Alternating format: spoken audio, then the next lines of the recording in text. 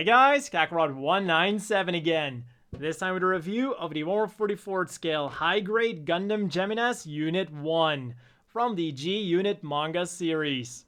And this unit kind of feels like a transition from the Gundam Wing model kits, which weren't the greatest ones, to the better model kits that we would see in the later 90s.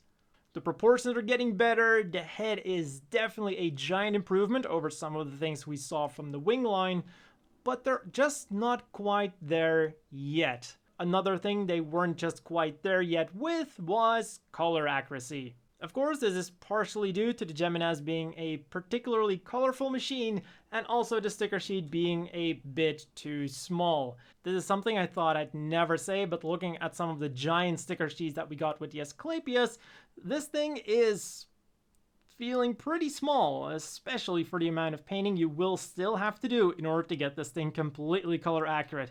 We do have the usual eye stickers, chin sticker, main camera sticker, we have this sensor sticker there, we have the vent stickers, and then there is a very weird thing that a lot of the 90s model kits did. The blue on here and the red down there is metallic, even though it shouldn't be metallic. Unfortunately, things do get worse when we turn them into the space mode. All of those parts are molded entirely in gray, so prepare to do some painting, because even when you're using the included sticker sheet, you won't even get close to being completely color accurate. And with that out of the way, let's have a look at some cooler stuff. Other than the regular stickers, we also get this really cool sheet of marking stickers. We get a bunch of G-Unit stickers. We get a personal insignia for Unit 1. You get a sticker for Unit 1 and for Unit 2.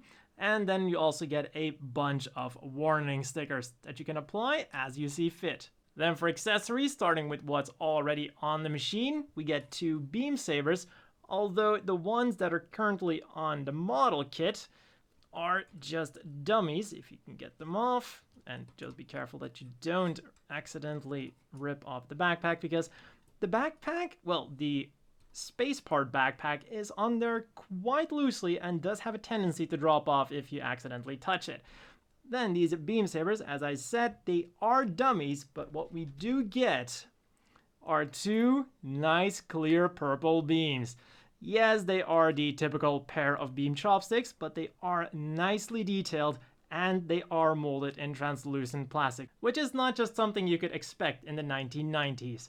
And of course, with those polycap hands, they fit absolutely perfectly. Then for ranged firepower, we get the Accelerate Beam Rifle. Very simple construction, 2 halves slapped together and fits into the hand absolutely perfectly. Again, thanks to those polycap hands. What's also funny is that when you look at the box art, the beam rifle looks significantly bigger than the one we get with the model kit.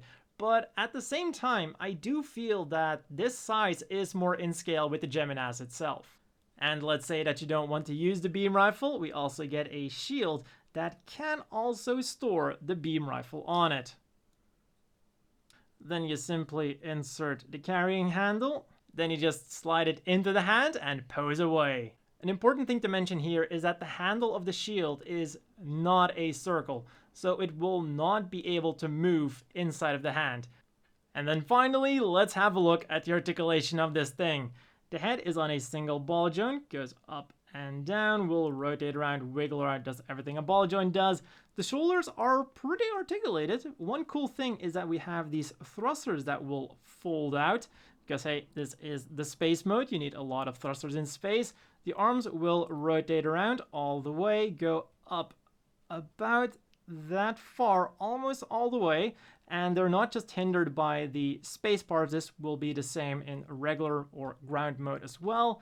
The arms will rotate around above the elbow, bend on a single joint for 90 degrees, and then those polycap hands are, as always, on ball joints, will wiggle around, turn around, and do everything a ball joint does.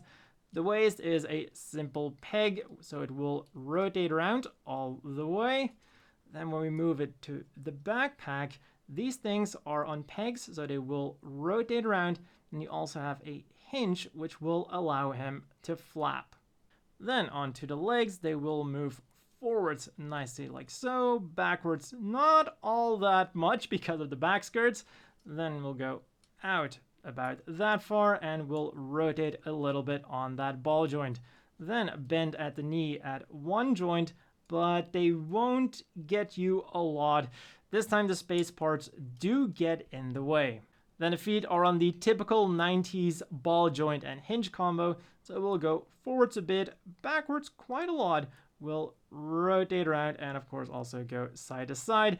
And again, in typical 90s fashion, these ankle guards do not move at all because they are molded together with the lower legs. In conclusion, the articulation of this thing is very typical 90s.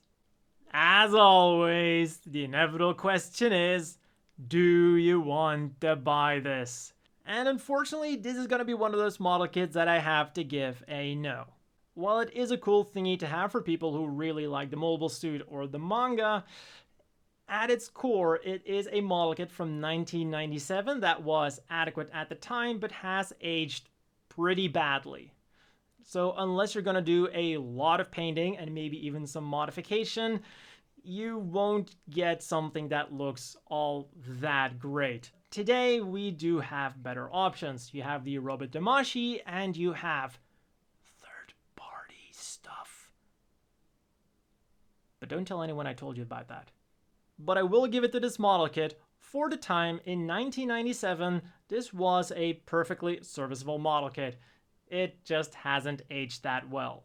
Then for some size comparisons, first of all, here is next to some other machines from the same line, the Gundam Greeb and the LO Booster. If at some point during this review you thought that the Geminass was appealing to you, consider getting the LO Booster instead. Then here he is next to some modern Gundam Wing model kits, the Sandrock Gundam and the Wing Gundam.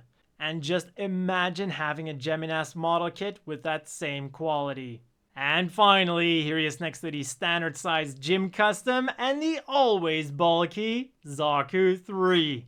Not only is he smaller than the Zaku 3, but also than the Gym Custom, as he should be because Gundam Wing model kits in general are relatively small. But still, with those space booster pods on his shoulders, he does have some horizontal bulk.